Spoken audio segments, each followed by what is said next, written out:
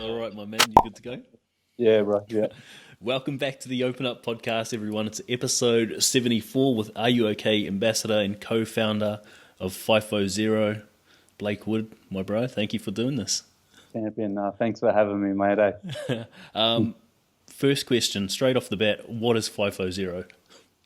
FIFO Zero is all about tackling our suicide epidemic that we have in the industry, and we're on a mission to eradicate suicide in mining. And it's about empowering our workforce with the tools to understand and navigate through the challenges that they've been going throughout their life. And it's about facilitating that development of the community, and so we can drive that suicide rate to zero. That's awesome, man. Yeah, have you practiced that very often? It's been coming out a fair bit lately. Like there's been quite a few interviews right. We've been inundated ever since my story came out in the West Australian. We've been beside ourselves and incredibly grateful for the opportunities that we've had within the media, 7 West, 6PR, like the list, Spirit FM. Mate, they're all been incredible, and a lot of them even came to our launch of the Man in Black Ball just recently. So, yeah, she's been practicing a few times, and yeah, definitely getting better at it. Yeah, sounding good. And in terms of you being grateful, bro, it's like fucking well deserved, because what you're doing in the industry, I don't think there's anyone else really doing that at the moment, and it's definitely needed. And both of us, like having come from FIFO, losing someone to suicide, we both know how important this is. Yeah, bro, absolutely. It's mate, to be honest, like obviously spending a lot of years in the industry and just seeing the struggle that all us had gone through on site, and just seeing that suppressed attitude towards our emotional well-being, and how that can just quickly spiral out of control. It's it's been obviously devastating to see, to the worst effect, but also exciting because we can see the opportunity for us to transform an industry, and really get behind our workforce and support them in the way that they need. That's awesome, man. Yeah. Deep-ish question. Could you please describe the way that you view yourself as a man and or human? Yeah, wow. Be honest. Yeah. Mate, I see myself as oh geez, yeah. How do you answer a question like that? How do I identify, mate? I don't know. The first thing that comes to mind is like how I see myself in my everyday, and as somebody that's always hungry and creative and looking to ultimately be the best I can be, and to be able to hopefully reflect that out in others, and I think that's a big part of my journey is ultimately having somebody there for me within the community that inspired change for me. And I kind of see my journey and my story as being that for others, I think that sort of answers your question awesome, in a way, man. I think the way I would describe you is healer. Yeah, yep. Well, bro, it's it's interesting, bro. You can have so many different avenues on I think on how we could explain it, right? And that'd be one of them. And yeah, look, again, like just being exposed to that kind of incredible process and community of people. Like when you're connected to somebody like that is like a healer or a coach that can help you, obviously it just, mate, it gives you a different perspective on life, and it can just not only change your life or save your life, it can transform it. And when you get into those fundamentals, that's just incredible. And I think once you're exposed to it, you see obviously more and more of these communities just everywhere. And it's just amazing to see so many amazing people out there doing awesome stuff. Yeah. And you're one of them, man. Thanks, bro. Let's dive straight into childhood. And I guess seeing as your story starts from there, you can just walk us through it from now, brother. Yeah, bro. So I grew up back in Western Sydney, southwestern Sydney. I grew up right next to a golf course. I grew up across the road from my primary school. I loved sport growing up. Rugby league was my life. Like I played it, bro. I played it for right up until mid-teens.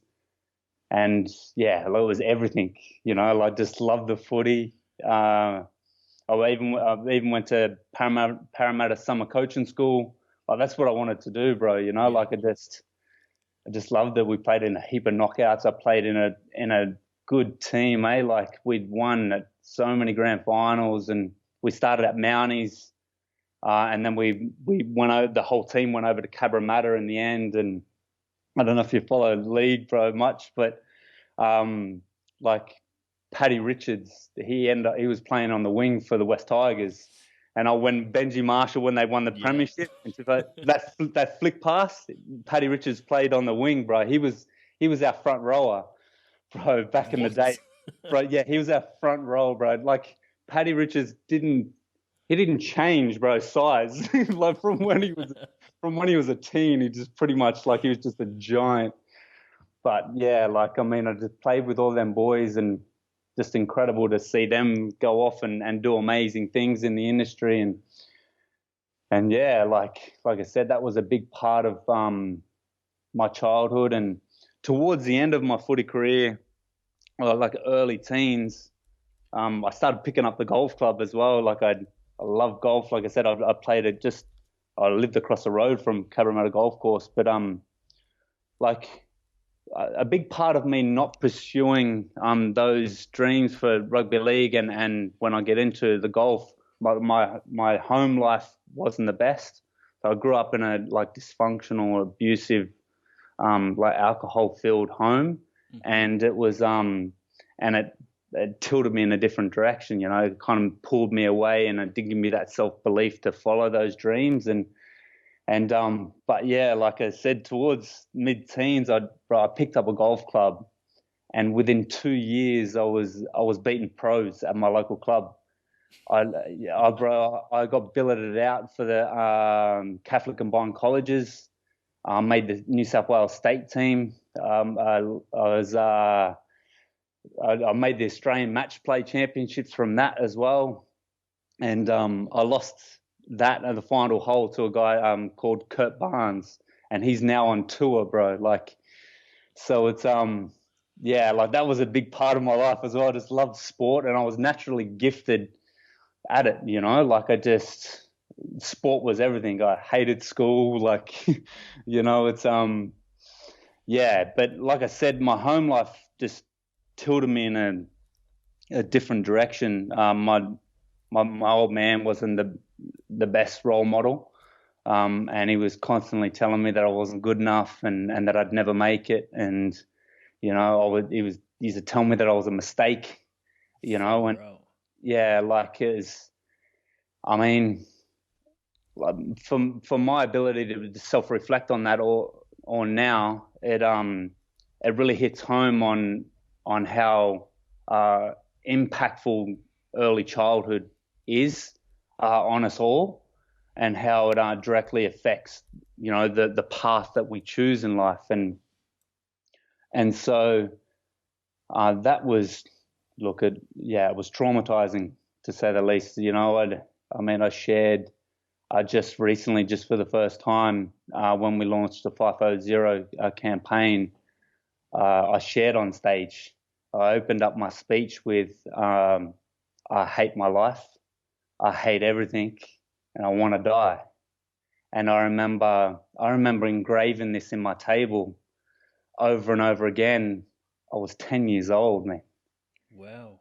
Yeah, and it's like, what kind of environment has a child been exposed to for that to be coming out like over and over again? It was extremely traumatizing, and like I said, it tilted me in a different direction. And I mean, I had all the skills to be able to live out those dreams, but I didn't have the self belief to follow them. And obviously, like, I had a belief system that tilted me in a different direction.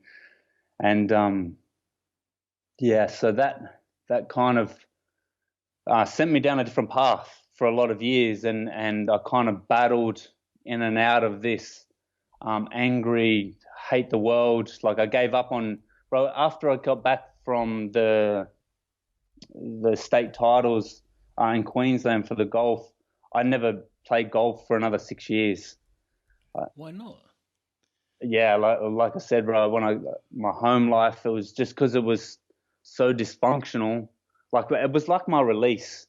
So like the golf, and like I was saying, when I lived across the road, bro, I'd spend hours out there, like all day, Okay. like on my own, just immersed in it. Like, and I think that's why became so good at it. Like, obviously, I had a talent, an extreme talent in there, but just being able to immerse myself in it, like, for every day, like, 16 hours of a day, like, from sunrise to sundown, it really allowed me to hone in on that. But then when I'd go home, it was just a nightmare.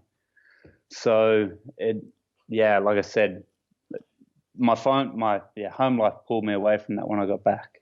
So how did you're talking about that, like, belief that you, I guess, weren't enough and that you could never make it? How did that manifest for you? Was it like self-sabotage, or you just, like, didn't want to try hard enough?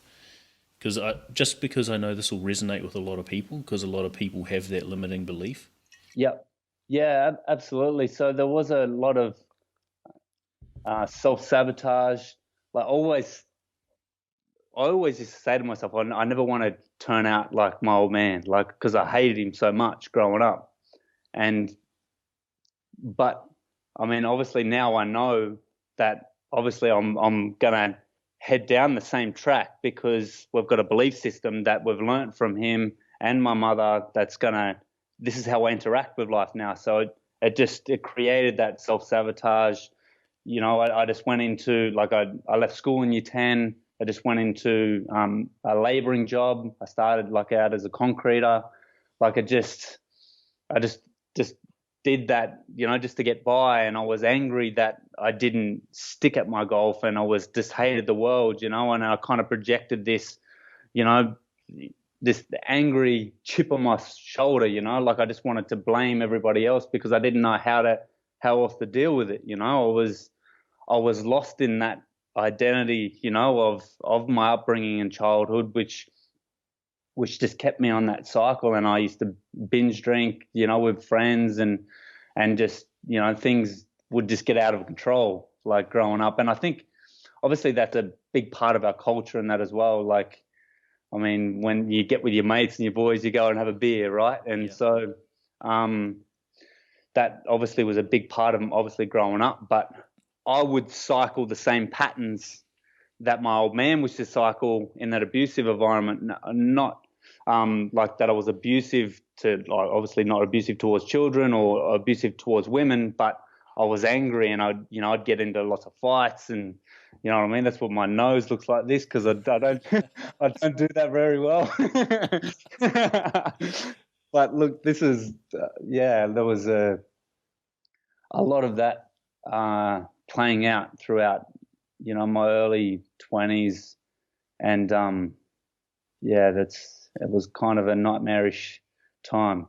Yeah, and I think that's where the power of self-awareness comes in, which, like, you've obviously cultivated now. But when you're in the midst of a limiting belief like that, and you genuinely have a chance to better your life, and you self-sabotage because you don't have that self-awareness, you're unsure of why you keep doing this, why you keep acting this way, when really it's just you acting in accordance with what you like truly believe. Yeah, yeah, you're spot on, and that's where I was at. Like I was just stuck in that identity of that's just who I thought who I was, and I just thought, that was just how life is.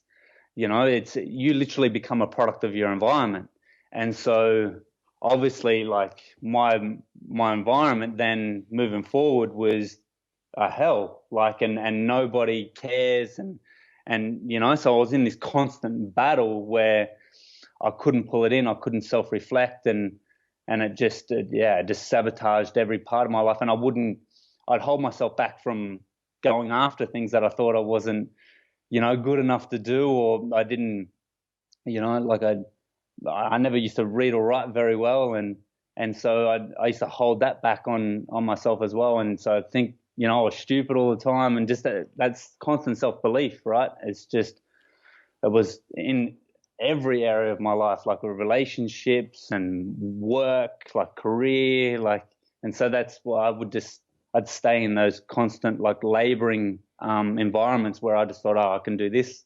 You know what I mean? It's easy. I can get by, and I was just caught in this cycle of survival. I was like, well, I just need to pay rent and like take care of myself, and so this is what I'll do. So yeah, that's what kept me on the track for a lot of years. And I've like after all the work I've done on myself, I'm interested to know if this is like if you've thought about this yourself and if you think this might be the same for you. But I found because I didn't feel like I was enough, like ever for my father as well, and so I always found myself in those sort of labouring jobs where you could like work to a completion of a project, and that's where I got my validation. I was like, yes, I've finished something. That means I'm good enough. Like move on to the next one. And so Yeah, I stayed in that all the way up until FIFO. yeah, well, yeah, right. Yeah, I was the same. Like I remember being with the boys, like working when I was doing concrete, and yeah, you bringing that up reminds me of how proud I would be of like finishing a job. Like when we do big, massive homes and big stencil driveways and stuff like that, and you sit back and you're kind of proud of we did that type thing, and it's yeah, that kind of did play out a lot, and did make me aware that I was kind of using them like and these kind of avenues to like validate that I'm worthy in a way, and where it really hit home later on down the track how much self-worth I didn't have. Yeah. It was, Um, Looking back now after all the work you've done, do you have an understanding of why your dad treated you that way? yeah, yeah. He was struggling himself, so he'd never been able to self-reflect. He didn't know who he was. He was abused when he was a child, and so he became a product of his environment, and so therefore he just plays out the same behaviors, the same patterns on how he interacts with life, how he interacts with women, how he interacts with his family and his children. And it wasn't just me, bro. Like he did it with all his children, and unfortunately, when he passed away, I was 18. He died of bowel cancer. Like just down to his last days, none of his children even wanted to see him. Wow.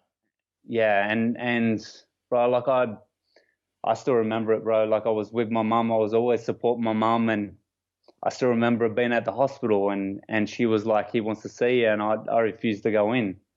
He was on his deathbed, and so I mean, looking back on it, you know what I mean, having that kind of awareness to know that no one could reach him.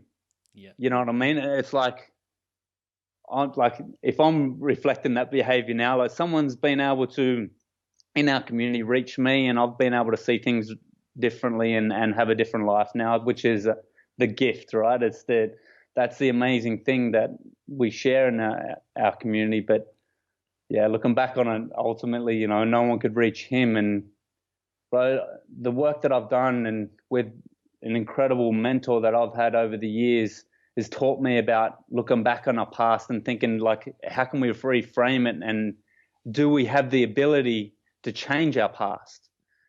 And this kind of really, it kind of threw me out, you know what I mean? Because it's like, I hated him. He did this. But if, like I said, if I reframe it and understand that he was struggling, know exactly why he did what he did, not that we condone his behavior or that we allow it to continue, we understand it for what it is, and so, I mean, does that allow me to then have compassion for him? It's something that I would never, bro, even think of, like, so yeah, bro. And when you can, I guess, reflect and show empathy and compassion to someone in the way that they were treated themselves and in the way that they treated you, it takes away from that narrative you've told yourself your entire life of, he treated me this way because I wasn't enough, when really he treated you that way because he felt like he wasn't enough. Yep.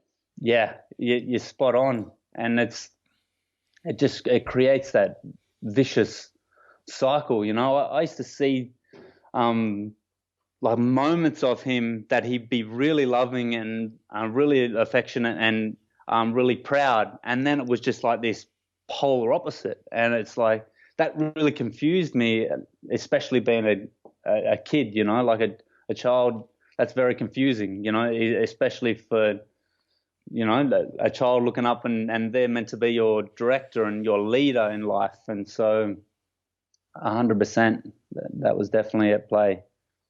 I don't know if this is too early to ask, but seeing as you brought up compassion, have you been able to forgive him or relinquish that hatred you had? Yeah, bro, absolutely. I've been able to sit with that depth of compassion and understanding him and what was actually at play. Because if we don't, we get caught in and lost in that emotion and that experience of what actually happened. But that's not us, and it's learning all that really allowed me to just understand he was traumatized himself, and unfortunately he then projected that onto his family. And look, like I said, we don't condone any sorts of abuse like that, but I can't help but feel that compassion for him, and especially thinking back about when he was on his last days and what that would have been like for him, and what's going through his mind, like we all, I believe, bro, that we all have a heart, and we all want to connect intrinsically, us as humans, but again, our conditioning and our brain can tilt us in a different direction, and so I know deep down that he just wanted to connect, but unfortunately we couldn't have that. And I think when you have this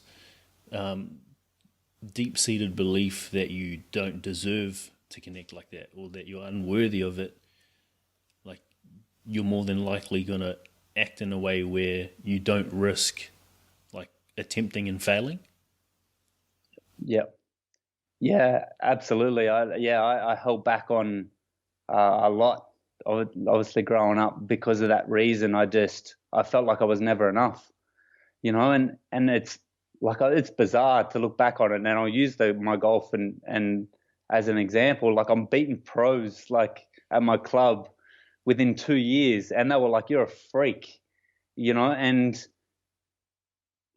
to not have, like, it's right there. Like, the evidence is there that I'm talented enough to compete at the top level, but that's the belief and the self-worth inside. I didn't feel I was of value to be able to do that, and I ultimately didn't think I deserved it.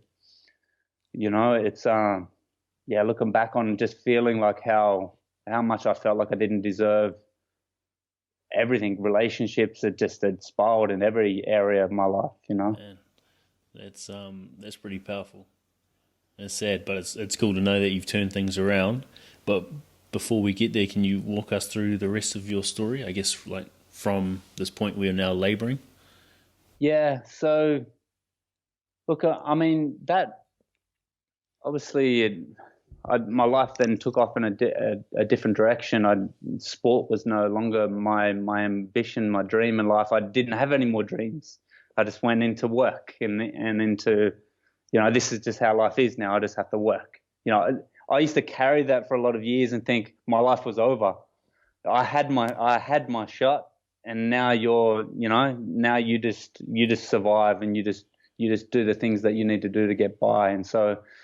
And that's what I did. I just worked in a bunch of different labouring jobs. I ended up finding a girl. I was with her for 6 years, and we ended up getting married. We were married for 3 months, and we bought a new home together. But that didn't last long at all. So she ended up with somebody else at a new work that we moved to a different area where we bought that home, and so that was obviously another turning point in my life. Like I said, we were together 6 years and a brand new home together, and you think you're going to settle down and have a family, but obviously that tilted me in a different direction again. And at the time, I went from working as a concrete labourer. And then I went into working for an asphalt company. I was labouring for them, and then I went into a high voltage earthing company. So we had like a mini drill rig, and so we used to for all these little power stations, and that we used to do the earthing for that. And so at the time I was in that role, and I was like, when that happened with my ex, I started searching, online for what else. And, I remember seeing an ad in the paper advertised for FIFO workers, and it was like $75,000 a year, you work on and off roster. And I was like, man, that really intrigued me. I was obviously, because it was a lot more money than what I was earning. It was like almost double what I was earning. And I was like, shit, this is. And so what I did is, I went out and got my HR license, truck license. I didn't need it at the time, but I just wanted to upskill myself. And then once that first year priority period went through, I then upgraded. I went straight from HR straight to MC. And like I said, I didn't even need it, you know what I mean? But I just did it because I thought, I can use this to get into these kind of roles. And bro, before I even got to the MC, I still remember it. I was looking at an ad in the paper, a skilled hire at the time it was, and they advertising an 8 and 6 roster for track labourers. Sorry, it wasn't. It was HR drivers, and it had already been advertised for 2 weeks, and I thought, it's gone, But I said I'll apply for it anyway. And I applied for it, and the next day the woman called me and she said, we hired someone and they were no good. We sacked him. And she said, can you start tomorrow? And I was like, yeah. I was like, holy shit. And bro, that's how my FIFO career started. So I started when I was in Sydney, and I started with Queensland Rail, and I started on an 8 and 6 roster. And bro, when I first started, I was like, what the hell? Like, I remember receiving my first paycheck, and I thought I'd made a mistake. I was like, what the hell, man? I was like, I just wasn't used to that kind of money, And man, we worked it out. I think it was even more than what my full-time position was when in the end with BHP. It was up around the 150, 160 mark, Jeez. Contracted. Yeah. And it was, bro, all I'd do was drive their truck. I worked, I'd get on shift, and that's how it started anyway. Like I worked on a track machine, on a grinder.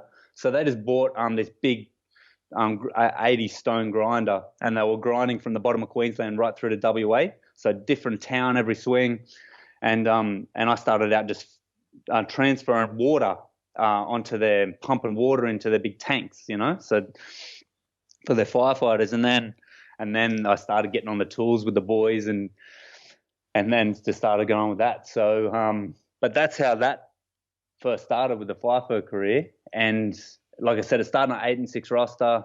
It was awesome in the beginning, but then the problems started to show up, and as a big part of it was the drinking culture, on site. Yeah. Before we move on to that, for me, hearing that first paycheck, that takes me back to mine as well, and that validation, holy shit, yes, I'm something now. I'm making good money. Yeah. And especially if you've just come from losing a partner, which pretty much confirms your limiting belief that you're not enough. To go from that to now having this paycheck that sort of says you're making it in this world. Yeah, bro. It's pretty damn exciting. Yeah, bro, you're spot on. I honestly thought all my dreams had come true.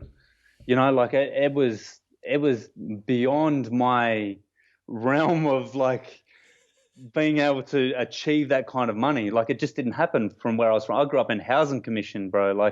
We had nothing growing up. So it's all my friends, all my family especially, they were like, oh my God, they just couldn't believe. You know what I mean? And so it's been interesting to see them interact with me over the years, and how I've moved out of FIFO, and that, that'll come down the track. But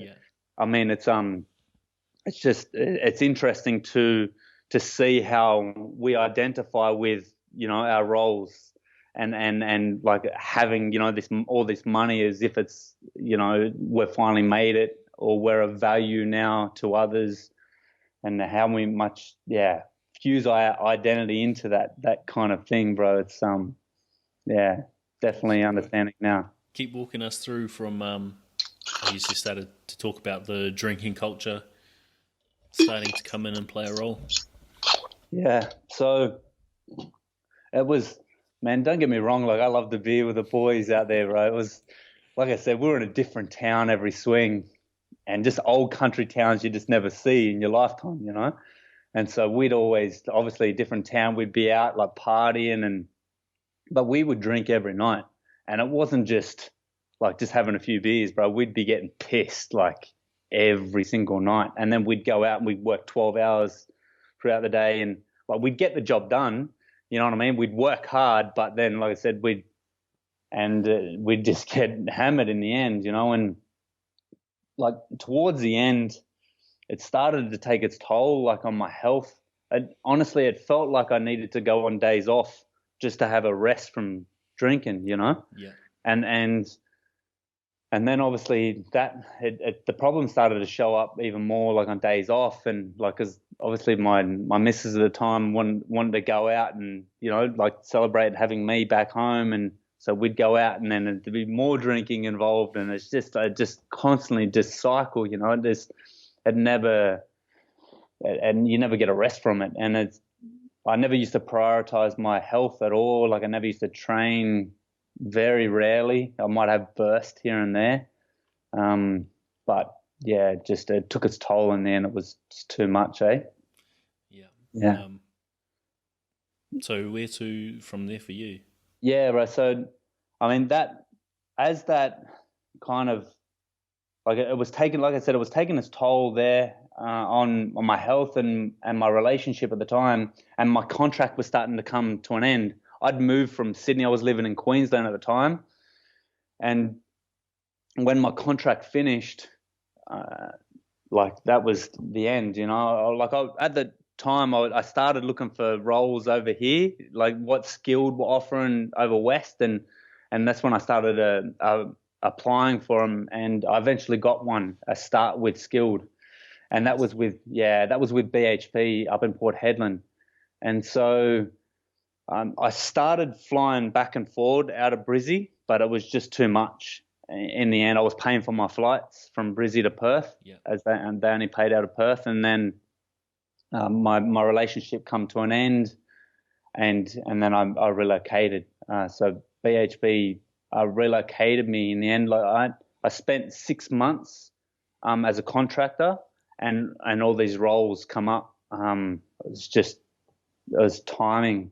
It was just that timing that they were hiring and needed new personnel, and I ended up getting a full-time gig with BHP, and that started my FIFO career over in WA. So I thought it was awesome, bro. It's like, again, I think it was similar to when I first started the FIFO career with Queensland Rail. I was excited, and I was like, yeah, man, like there's new experiences and new opportunities, and I thought, yeah, this is a fresh start for me now. I was excited, and in the beginning it was awesome, and I was out traveling and exploring Perth, but then again, a lot of the problems started resurfacing, and a lot of it I brought with me. Again, I didn't know how to self-reflect. I didn't know, who I was or what mission I was on in life, or So at the time, I was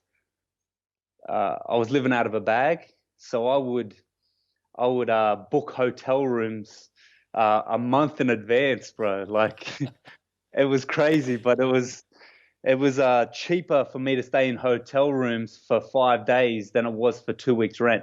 Yeah. Yeah. And so for me, I was like, well, no cleaning, no hassle, you know what I mean? So I could just travel, and that's what I did.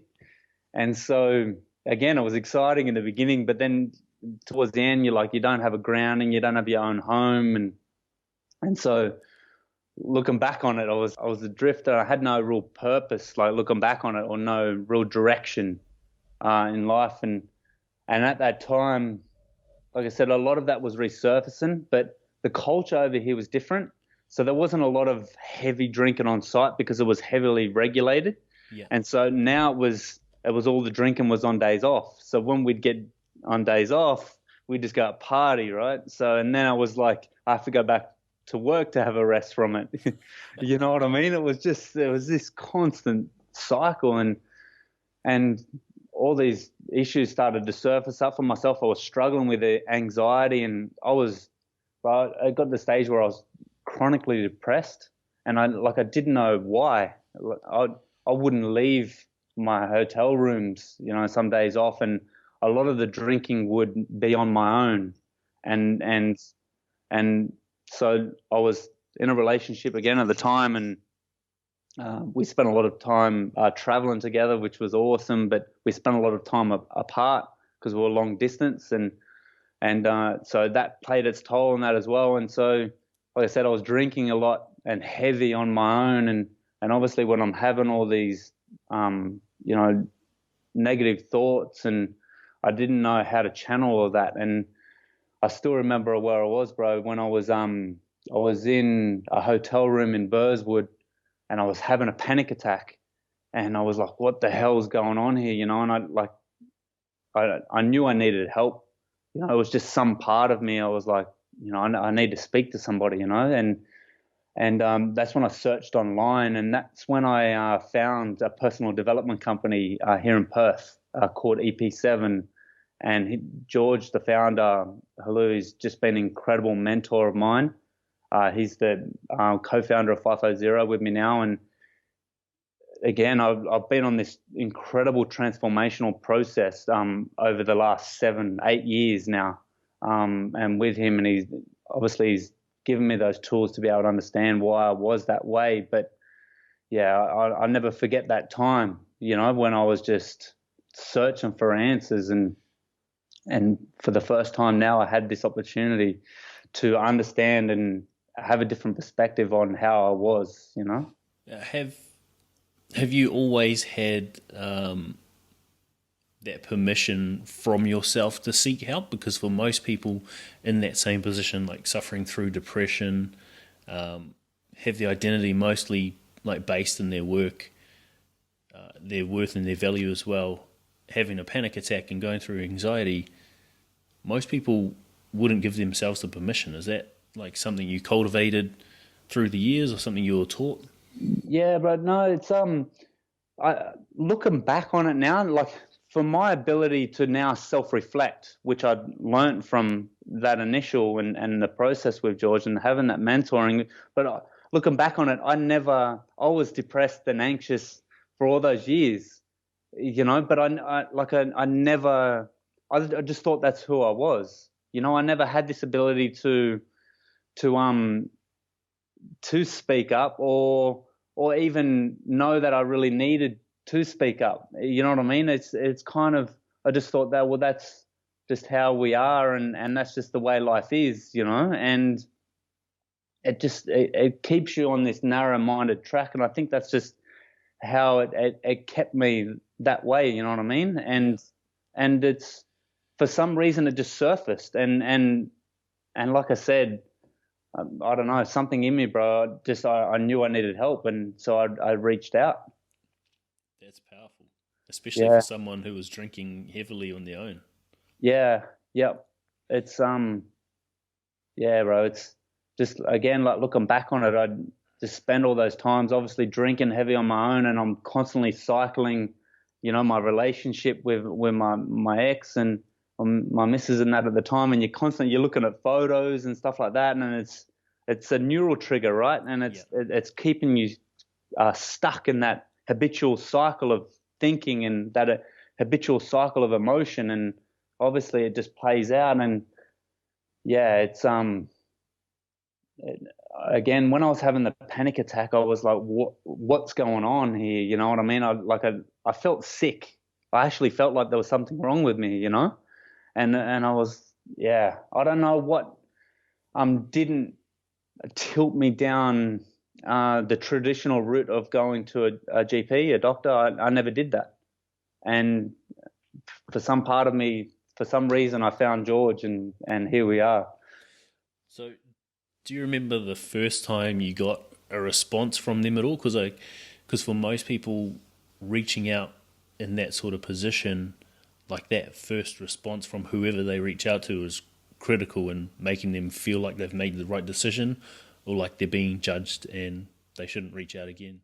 Do you remember that first response? Yeah, it was the first response from him, bro. So his phone number was on online at the time, and I phoned him, and he answered, and I remember just saying to him, I don't know what's wrong with me. I can't breathe properly, you know, and he got into, like, understanding, you know, what was going on for me at the time, and he mentioned that, you know, there are other services out there. If it feels like it's too much, you can connect to these. But he said he absolutely can provide an opportunity for myself to meet with him and provide that support. And so that's what happened. I went in for a free session with him and spent 90 minutes with him, and it just sparked something in me. You know, for the first time in my life, I'd realized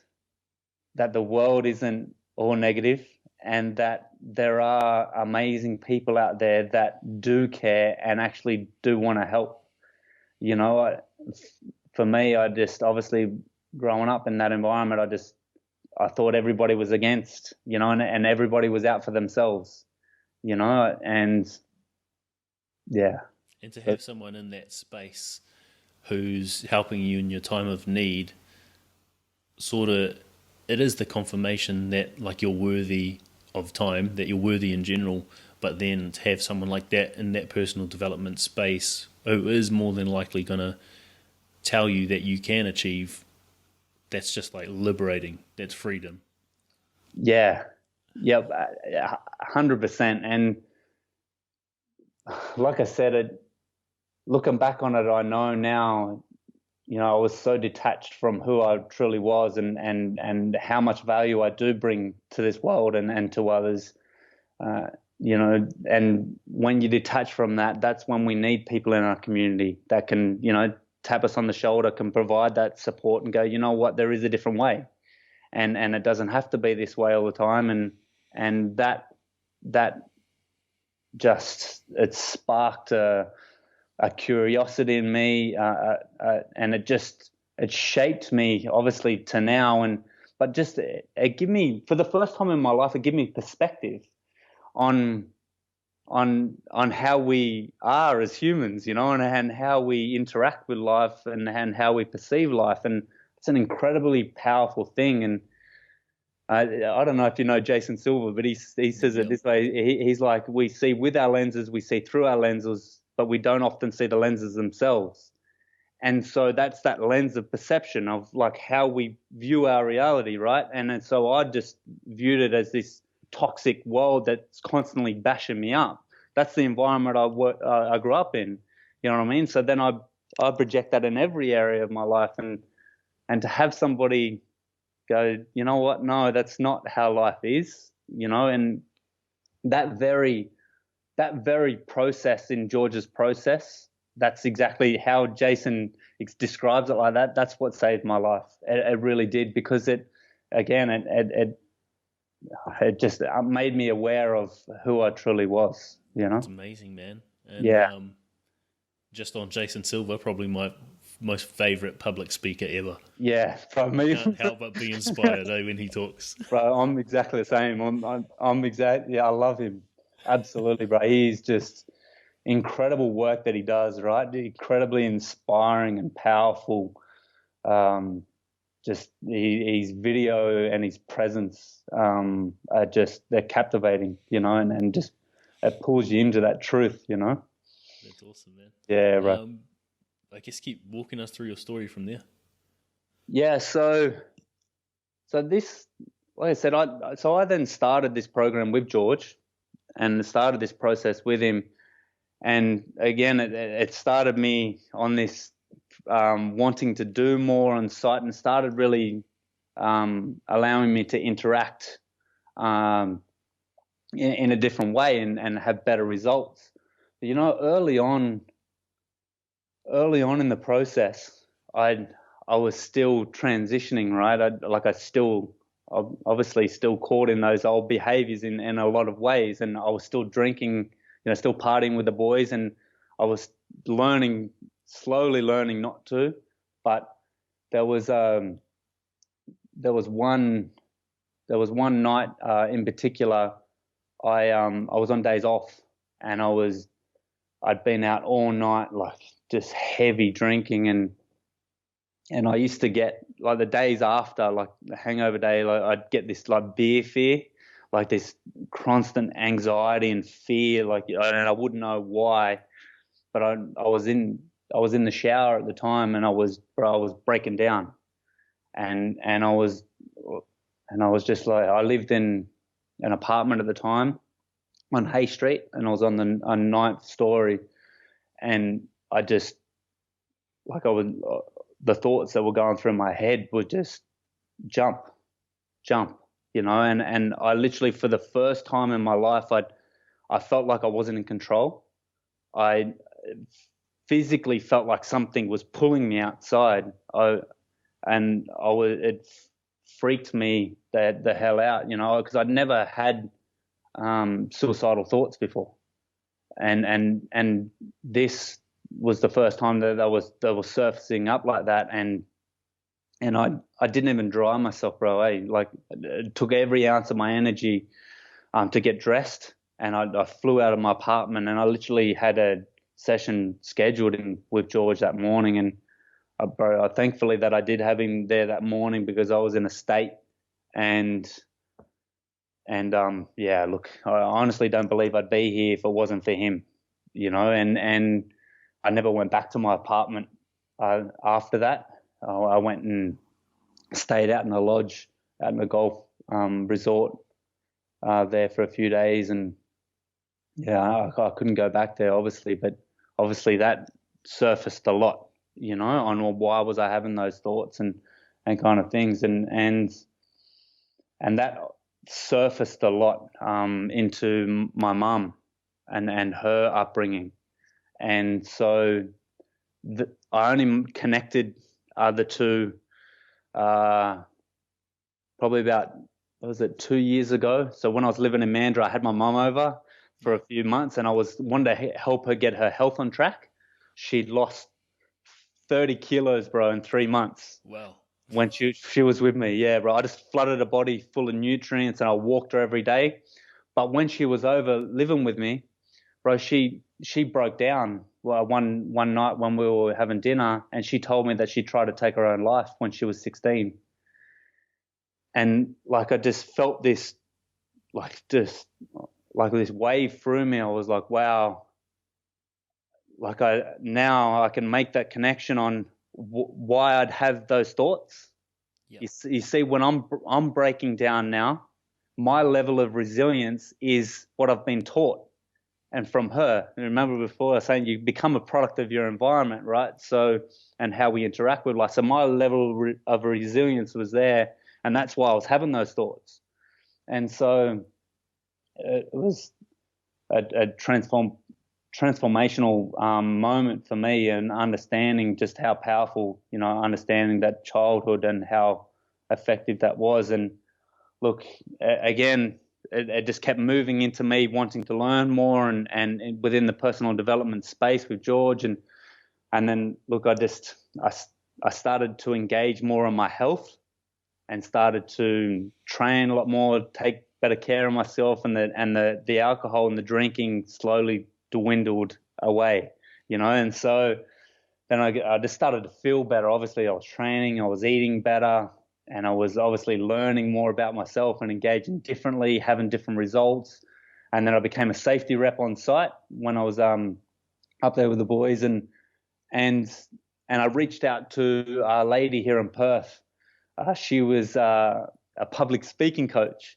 And so I wanted to upskill myself, because obviously doing all this personal development stuff, I was like excited, I just wanted to continue to grow, right? So I got connected to her, and she was an Are You OK ambassador. And so when I told her my story, she put my name forward to be an ambassador, and that's how that process started with Are You OK? And so then they flew me back to Sydney, and I did a couple of videos with them. I launched their FIFO campaign at Bristow. Yeah, at Bristow Helicopters here in Perth with the CEO, Brendan, and just incredible to be a part of all that. And so I was sharing a lot of, obviously, that on site. I was getting excited about that, and I was sharing a lot with my manager at the time, and my management, and they offered for me to travel with the BHP Wellness Roadshows in 2016, and so then I traveled from mine site to mine site, and I was sharing my story, and it was incredible, bro. Like, it was like the feedback from the boys and girls out there, bro, was incredible, because they were coming up to me after it going, bro, I'm going through the same thing. I never forget a guy at Whaleback.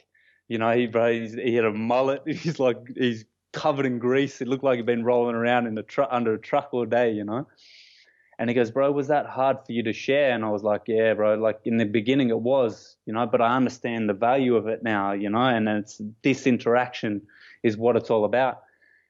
And he goes, bro, I just lost my brother to suicide. And he goes, I just split up with my missus. And he goes, I'm in here in Newman on my own, and I could see the tears in his eyes, and, and then he shook my hand, and then he went over and got connected to the support services that we had. And it was that moment I knew that this is what I need to be doing, and just how powerful for us as a community to lay this foundation for us to continue to do this work, because it creates that space for people to feel supported. Yep. Yeah, and even more powerful, the fact that the way you describe him with a mullet and what guys would call like a grease monkey on site. Like, yeah. That sort of dude, everyone would sort of, I guess, stereotype them as the person who would never speak up. So for you to have that sort of impact on someone like that is pretty powerful. So I can understand why you now felt that this was like what you're meant to be doing, or your purpose. Yeah, bro. It's yeah, bro.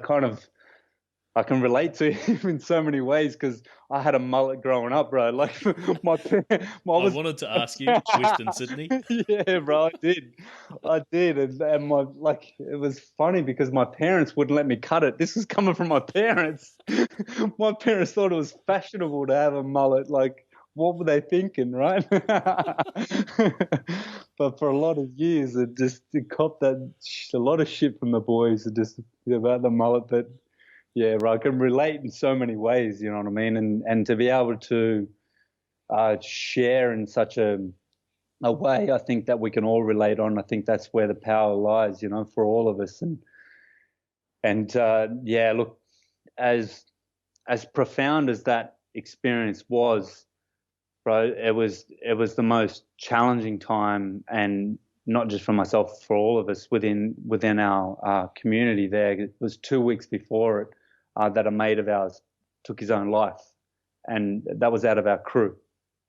And bro, it was obviously being on site. There was a time just before it, we were connecting at a barbecue, bro, and I was walking out on my way there, and he was walking towards me, and we connected at the same time. We would walk together, and he get to chatting to me about my apartment down in Mandurah, and he was like, bro, I can't wait to come down and visit, and hang out with you and see what it's all about. And I was like, yeah, bro, I can't wait to show you around, and then it was a few days, after that we'd lost him. And so, bro, in a way, when I look back on it, like, he was reaching out in a way, because he knew the work that I was doing with Are You Okay?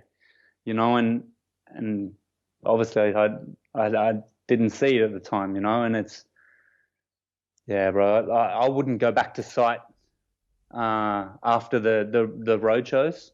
Yeah. So that was the last time I'd be on site from that. And so, yeah, I've been on a mission ever since, yeah. Did you ever harbour guilt? Not that you deserve to, but did you ever harbour guilt for that interaction?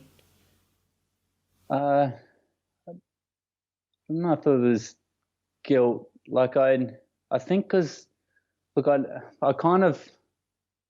So just because I'm not saying you deserve to at all, but just because most people in that situation, to explain what had happened to their friend, not knowing why, they would tell themselves a story that they let them down. Yeah, bro. Yeah, 100%. I knew exactly, bro, what you meant. I was just thinking, because obviously a lot of the work that I've done, bro, I'd been doing personal development for 7 years at the time, so I kind of had a sense of why we do what we do of individuals, and it give me obviously an understanding of why others do other things as well. You know what I mean? And so I kind of, obviously I looking back on it, I can see he was reaching out into me in a way, and I wish obviously that was different, and I was able to reach him.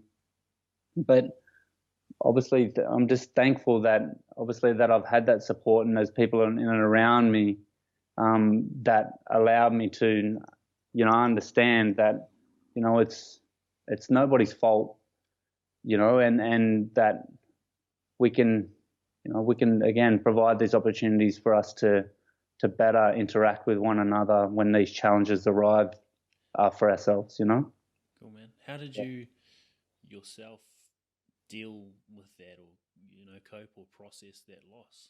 Yeah, but it was challenging, eh? Like I was, again, it was another transformational moment in my life where, I was earning $142,000 a year at the time, and obviously when I'd resigned, like, it disrupts your whole life, right? So, and I was like, what's next for me? And it was interesting, because at the time when I'd moved to Mandurah, when I was going through all that, it was like side by side, I started a CrossFit community, right? So, and this community, obviously it transitioned that next phase of my life, and it such a powerful moment for me in my life. I didn't know what it was all about at the time, and excuse me, I was looking for something different in my training. I was just bored with my new normal routine, and I was like, I want to try this out and see what it's all about. I heard a lot, and when I first started, I was unconditioned, and I was last to finish on the rower, and then everybody standing around me, like, pushing me on. I was like, the fuck is going on here? You know what I mean? Like,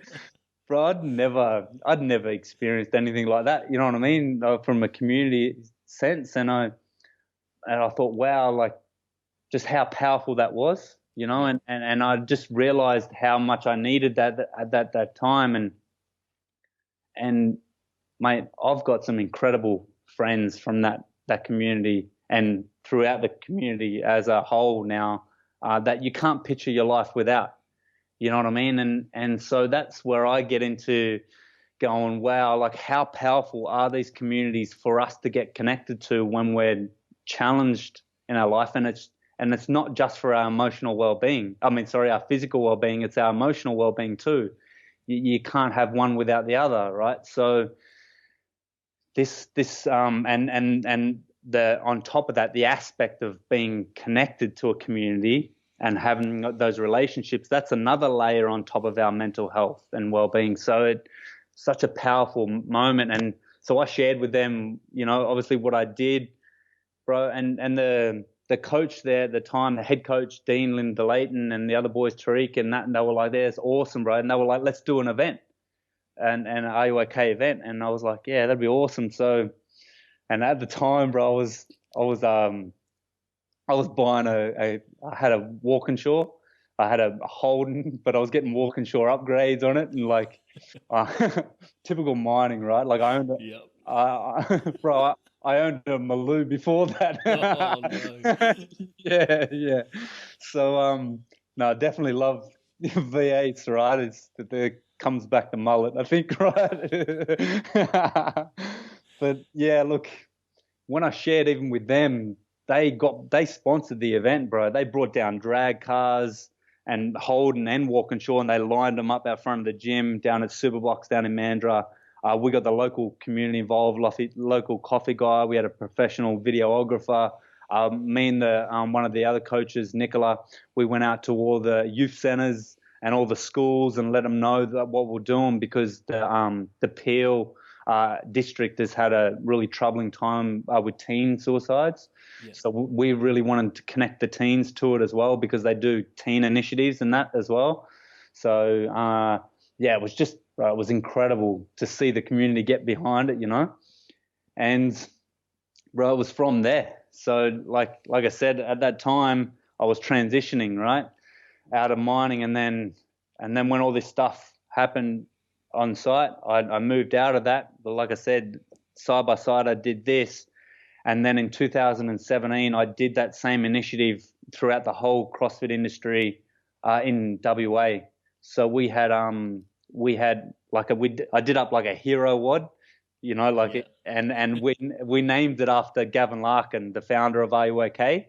And so that's awesome. That's what it resembled. And so the coach would just share that on the day and what Are You Okay is all about, and we tied it in with the 4 steps to a conversation. And so then we would just deliver that on the day, and so each individual box would do that on Are You Okay Day, and just sharing that message. And bro, it was phenomenal. We had communities from Broome, Geraldton, Kalgoorlie, Albany, Margaret River, Bunbury, and everywhere in between in Mandurah, in Perth. Stuck in Mandurah. Yeah, bro. It's like I said, it was just incredible to see the community get behind such an important message. Yeah. And so that started. And moved into 2018 as well. So I did it again 18 here in WA, and then over east, Melbourne, Sydney, Brisbane. So I was just incredibly grateful, for that opportunity to be out there sharing that message with Are You Okay, and just helping people get connected to these kind of communities. You know what I mean? So that process really allowed me to understand that I was on the right track, and I was moving in the right direction. So, yeah. That's powerful, man. And that was one of the, I guess, most appealing things for me when I started CrossFit as well. It's like being this gym junkie who'd only ever done like bodybuilding, weight training type exercise, come in, have people clapping for you. It's just a weird feeling. And for you, it was like, it seems like it's just another one of those moments like George being there for you that next day after you reached out initially and then transitioning from mining and having these people pretty much say, like, you are enough, even if you thought you were or not. It's like, Yeah. we're going to clap for you anyway. Yeah, yeah. You're spot on, bro. That's exactly what it's like, eh? And it's when you go out to these kind of communities, you see the events that they even hold throughout the year, you just see how the whole community is so tightly interconnected and how much they support one another. And it's an important thing that you just said and brought up, because it's as I said, I'd been through so much personal development, but obviously I was faced with another, extremely challenging point in my life, and so this whole idea that we arrive or we make it to this point in life where we've made it, the place doesn't exist. We're constantly moving through life, and we get better at the challenges that arrive, and that show up. And so how can we best move through them and not stay stuck in the challenges themselves, and yeah, really powerful thing, bro. Eh? That's awesome, man. I guess, like, considering that you've gone from this guy in mining who was depressed, having panic attacks, going through personal development, to this point now where you've left mining and you're just doing the CrossFit initiatives with Are You OK? Like, are there any tools that you've used throughout that period to help you specifically deal with, like, depression or anxiety? Yeah. Yep. Yeah. So through that, being mentored by George and through his EP7 program, it's Empowered for Purpose in 7 Steps. And so that's a powerful process to move people through, to give them the tools to understand and finally self-reflect. And so in step 2, there's a personal assessment process that you go through. It's critical analysis and critical thinking tools that you use to self-reflect and understand why you do what you do in certain areas of your life. And then when you open it up, you can do it for every area of your life. Wow. You know what I mean? So yeah, so you get into, so for instance, you get into what are you thinking? What are you feeling? And how are you acting? So you can be specific on areas of your life. So how are you thinking? How are you feeling? How are you acting and interacting with that aspect about your life? And so you've got one below that. So they're all measurable. And so one below that, you've got your belief. What's driving that? So what belief must I believe for me to think, feel, and act that way? And then you go down one step deeper, right? Where did I take on that belief? And this is where it comes so powerful. So that's why I was saying a lot about my childhood and being able to now self-reflect. I can understand why I model certain behaviors and what kind of belief system that is driving me in certain areas of my life that's keeping me stuck, right? It's keeping me on that loop of constantly thinking, feeling, and acting that way. So that was the most powerful tool, 100% in the beginning. Seeing as you brought up, like, the root cause of that limiting belief, and you talking about your dad saying that you weren't enough, or like that you were a mistake, do you remember, like, a specific moment of impact that sort of embedded that belief in you?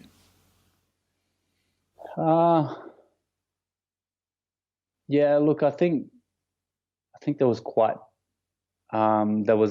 many of them. Okay. And look, I think I brought up, the fact that he'd tell me that I was a mistake, and that I'd never amount to nothing. And right, he even said to me that he couldn't wait for himself to die so he could come back and haunt me. What the hell? Yeah, there's a lot of heavy abuse, and I mean, saying this to a child, you know what I mean? It's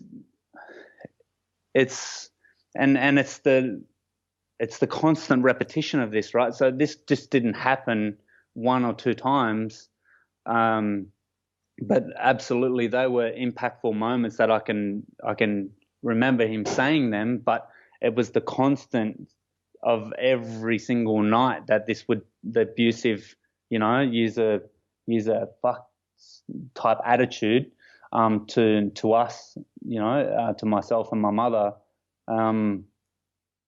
That kind of just embedded it, and yeah, that kind No of wonder, man. yeah. No wonder you had that sort of, I guess, deep-seated limiting belief, and you've sort of acted in accordance with it, acted it out, and played your life out that way. Yeah. Yeah. That's important for people to know, though, that the way that they're acting, behaving, thinking is more than likely stemming from that limiting belief, which stems from that either that one moment impact or those moment of impacts consecutively.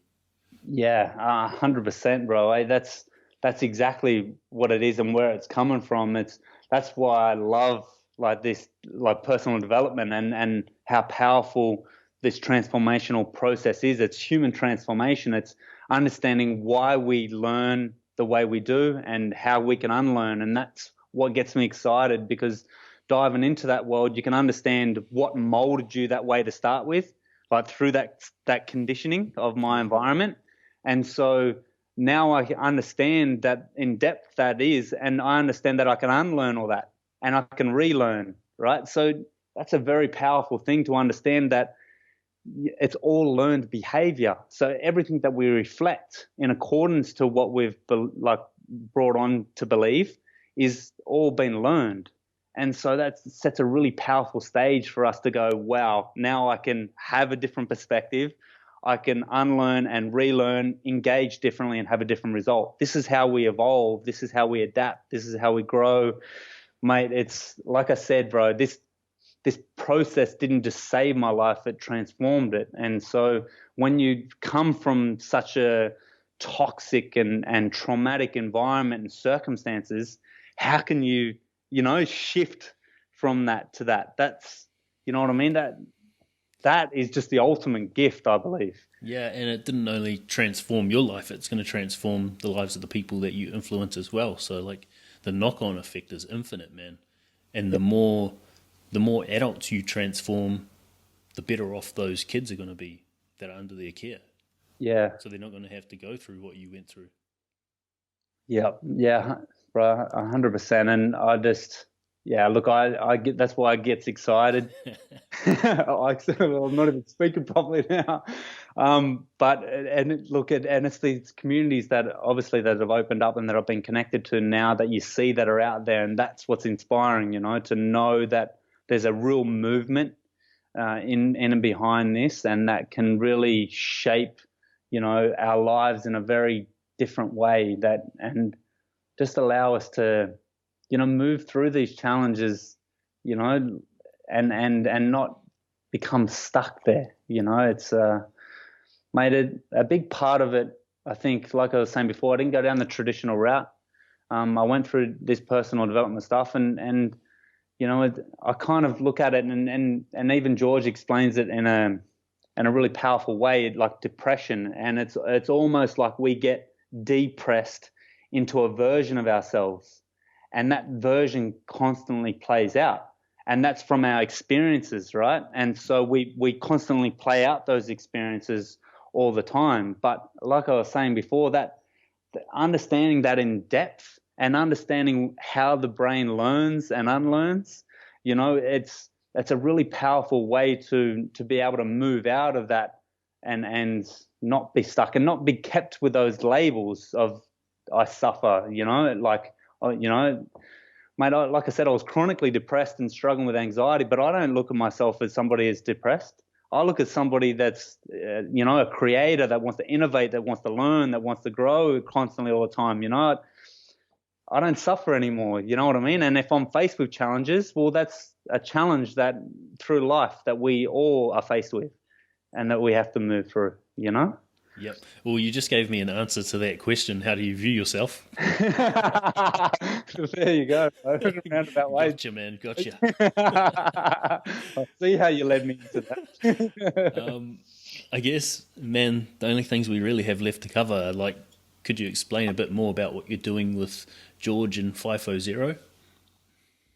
Yeah, absolutely. So again, it's right now over the course of the past 5 years that I've always been sparked by what I was learning, and I was relating obviously that to the workplace on how we could use these tools to better interact and evolve us all, and so that's been in development over the years of, and obviously me having to go through that with the road shows and having that engagement, and the final elements of it just recently have just come together, and we just see it as putting the tools into the hands of the whole community. You know what I mean? And right, you look at a lot now. A lot of the training is for supervision and managers to identify when a worker's struggling and challenged, and they know how to interact now, and then they know how to then deal with that and get them like the help and support that they need. But that's after the fact. Yep. Yeah. So it's we wholeheartedly believe that that training is still important and still needs to be around, but we feel like that we can train everybody up with these skills on self-awareness, on these skills to be able to engage with the challenges that rise for them throughout their life. You know what I mean? So that it'll pop up and they go, you know what? Like I know what's going on here. And even if they need more help with it, they can get connected to a coach. Yeah, like I was saying, bro, it's about putting the skills in the hands of those in our community, and so it's more of a preventative upskilling, and we wholeheartedly believe that this can transition an industry, because it's, again, if individuals have got the power to move through these challenges for themselves, we're not leaving it to the last minute to, when they're constantly, their life is spiraling out of control. You know what I mean? That it's, that they can have this awareness that this is going on here, and they can move through it in a more effective way that doesn't keep them stuck. And bro, we just see it as such a powerful and valuable skill for us all. It's, I use the example of when we get, connected to a gym or get connected to a coach. We know if we stay at that gym and we eat well, we train over a certain period of time, we get the results. Yeah. And that same process applies to our emotional well-being. So being able to have the tools to self-reflect, to know what's going on, but we have to hold the constant relevant repetition for us to transition with our emotional well-being as well. And this is why it's so powerful to be able to get connected to a coach and have that approach to it. You know what I mean? And that's where we feel like we can remove the stigma, because when you know that that's just how the brain learns and unlearns and has been conditioned that way, well, you can remove that stigma, like that's attached to that identity that, oh, we need to be hardened and not, speak up about how we feel. Like, mate, you can't walk into a space and not feel something ever. So, you know what I mean? Like, the game's up. It's super powerful, and even if you impact one person within a crew in FIFO with what you're doing, what they've learnt in terms of self-awareness, being able to identify their destructive patterns of behaviour, that's more than likely going to help others identify their own destructive patterns of behaviour, because they'll be able to call out, like, hey, man, you're acting this way, like, why are you doing that? And that's going to make other people, like, question themselves and what the fuck they're actually doing. Yeah, absolutely. It's about taking that ownership, like, about that we're in control. Like, I remember George teaching me about stress, and he was like, mate, stress is, you need to start having like this, seeing stress as an objective thing. It's not something that happens to you. It's something that you interpret in your environment that you feel like you need to be stressed. And I'm like, no, what do you mean? Like, you know what I mean? It's like, no, because such and such is doing this, or, you know, that they're doing that. But it's like, no, well, hang on, you've got a moment there where you get to choose on what that means to you and how you interact with that moment, right? That compounds into how you feel, right? So again, it's a really powerful thing to have that self-awareness. But yeah, we really see it as such a transformational process, not just for the individual, it's for the culture as a whole. Because even on from a mining company view, is they need to understand the environment that they have already, and that the culture that they've created already, and how that directly affects and impacts the well-being of their workforce. And so when you have that view on it, and how you can then integrate a process that everybody's on the same page and can move through, it's such a powerful thing. And so that's what we're going to be doing with FIFO Zero, and we've got site and initiatives. So we would go out as part of the roadshow tour. We would activate your site, share what FIFO Zero is all about, that interaction, you know, those powerful stories. And it's just not my story, mate. Like, and as we know, bro, like, our stories are not that uncommon. That, you know, unfortunately, there's many of them out there. And it's about bringing these to the surface and bringing them out. So we want to be able to share these stories throughout the industry and get this collective conversation, supportive conversations happening, you know. So that's definitely a big part of it. And then being able to move the actual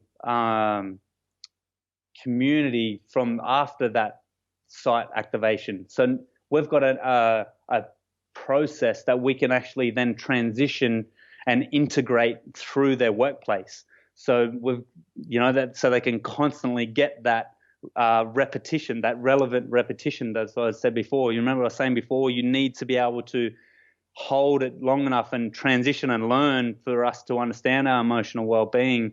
Yeah. Same as the gym aspect, right? But a lot with other initiatives, which have been awesome and really powerful, like I said, with the Are You OK stuff and being there. But even like having feedback from the community and a lot that's come back from the studies that have been heavily done in the industry is there's not a lot after these initiatives. You know what I mean? So it's getting people excited, but then what after it? And so this is FIFO Zero. This is what we're going to be doing, bro. We're going to be moving the whole community through a process constantly. So it allows us to grow and adapt in a healthy way. Damn, big change, man. Yeah. It's big change. Yeah. And ultimately, that's going to make the FIFO industry more profitable because people aren't going to be having breakdowns and taking days off work. I mean, I was depressed doing 4-in-1 and I was taking like a day off every week. So yeah. I can imagine how much that's going to help people like turn up to work as themselves and like understand why they're doing FIFO and how it fulfills them, and if it doesn't, then like giving them the power and the purpose to move out of FIFO into something more aligned. Yeah, so ultimately, right. It's a win-win. Yeah, bro, you're 100% on the money, mate. It's it's exactly that, having that purpose and meaning and intent behind why you're actually doing it to start with.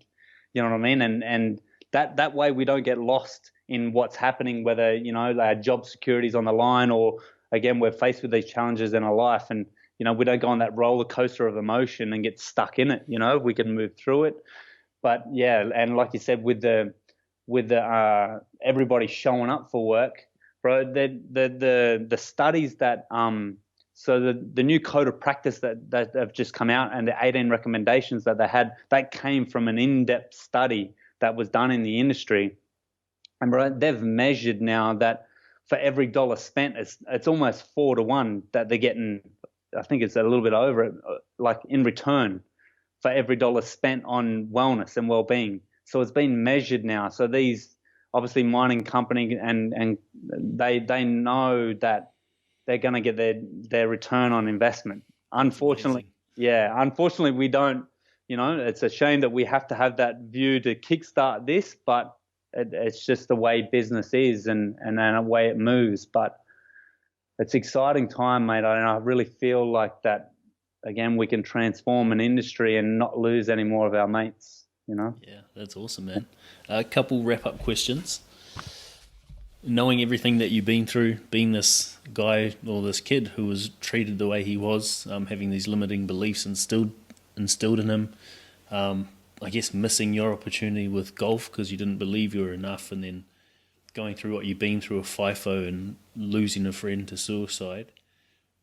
Knowing all that, what would you say the quality of your life is like now? It's incredible. Like, it's like the quality is, you can't even closely compare the two. It is on the other end of it.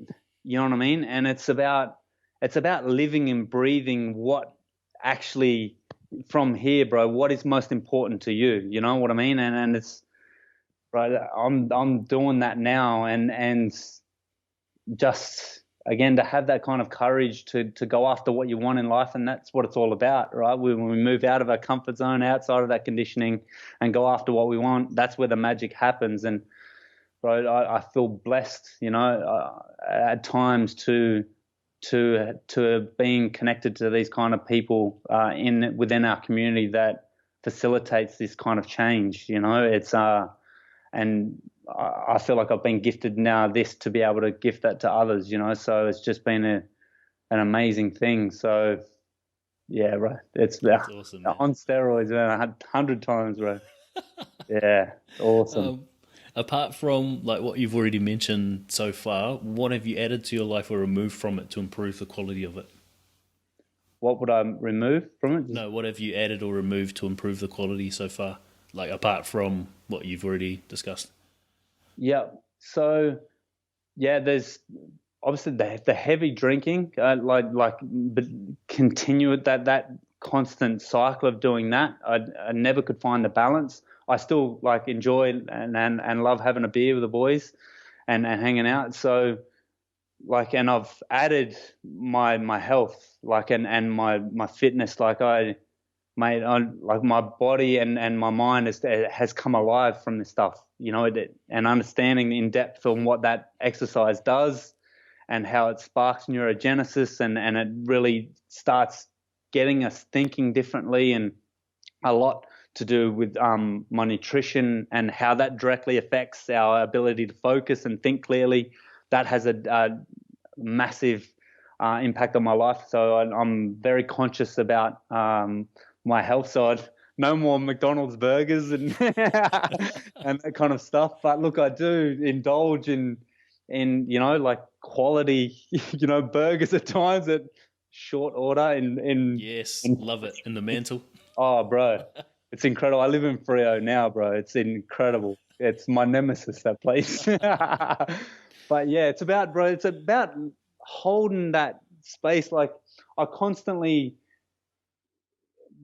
immerse myself in my physical and emotional well-being 97% of the time, you know, and then, you know, 3% of the time I'm human, right? And I enjoy having a beer with the boys, enjoy eating what I want, you know, and that's, I feel like, what life's about. And we need to be able to regulate and balance that for ourselves. And when it gets out of control, this is when we need to regulate it. We need to cut it back and then transition through that. And, you know, I used to always have this thing, obviously, with my upbringing with my father and a relationship with alcohol. And it's like, it used to always baffle me that people go through their whole life enjoying having a drink and they never have a problem, right?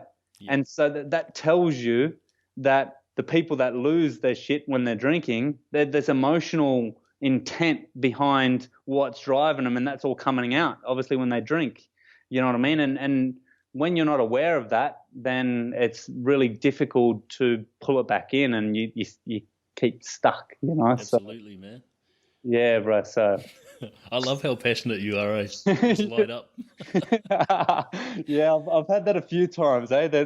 People have said that, they're like, your eyes are like pinged, like it's like, yeah. What are you most grateful for right now? Well, I'm incredibly grateful for the people that I have in my life. like I've said over and over again, that continue to show up, like including yourself and other incredible people out there that are in the community doing amazing things and really helping people. And I think that's the most important thing, mate, eh? Like, again, when you don't see that for yourself and having those that are able to bring that out in you is a really powerful thing. So 100%, those that are close to me and dear, mate. So Awesome, man. yeah, bro. Love it. To wrap up, bro, just want to acknowledge you, first of all, for taking time to do this. But, mostly I want to acknowledge you for the fact that you've been through what you've been through. You've gone through this whole period of personal development with George and EP7, and you've, I guess, aligned yourself with a purpose, and you're now taking action and going after it, man. And, in doing so, you're going to change lives. You already are, but you're going to change even more lives, and you're going to change an industry, which is fucking even like baffling to think about. Yeah, bro. Thanks, mate. It means so much to me, eh? And wholeheartedly, I believe that's why we're here right now, bro. It's this ripple effect. Yeah. And yeah, look, it's just thanks. I can't thank you and others in the community that have provided a platform for me to be able to reach a lot more people, and it just creates that ripple effect, bro. So thank you for the work that you do as well, bro. Thank you, brother. You have a good day, eh? Yeah, you too, bro. See you, mate. Cheers, man. See you, bro.